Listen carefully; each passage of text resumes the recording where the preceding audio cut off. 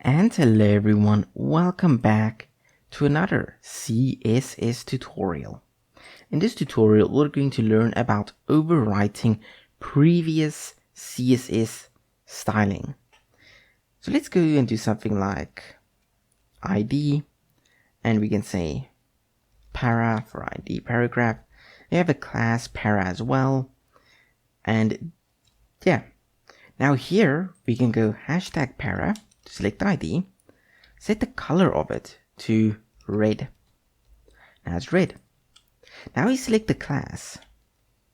So class para, and we set the color of it to blue. But you'll notice what is happening here. Even though my color is being set here, even after this one, it is still red. What if we swap them? It will still be red because this ID takes priority in this case.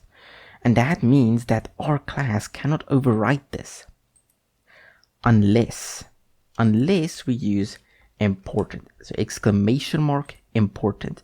This means overwrite all of the previous styling for this specific property on this element. So this color styling will be overwritten everywhere for this specific property on this specific class.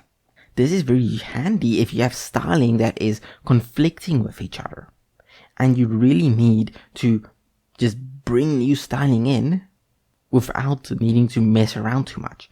Then you can quickly use important to say, hey, this styling is important and this is what we should be doing.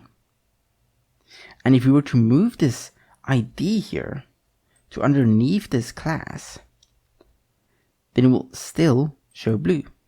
So important will force, in a sense, this styling onto this element. And the only way to overwrite an important is to add another important. That's the only way you can overwrite it. Generally, it is a good idea to try and avoid important as much as possible, due to the fact that it can cause more issues than it solves in the long run. But that's about it. Important just overwrites the styling of this. So let's say you have two clashing stylings. Important will overwrite and it will apply this styling to it. So even if I go here and say P color black, you won't see anything happen. If I do this, it will be red. If I do this, it will be black. And that is that for important in CSS. Thank you all for watching. I hope you all enjoyed, and I will see you all again in the next CSS tutorial.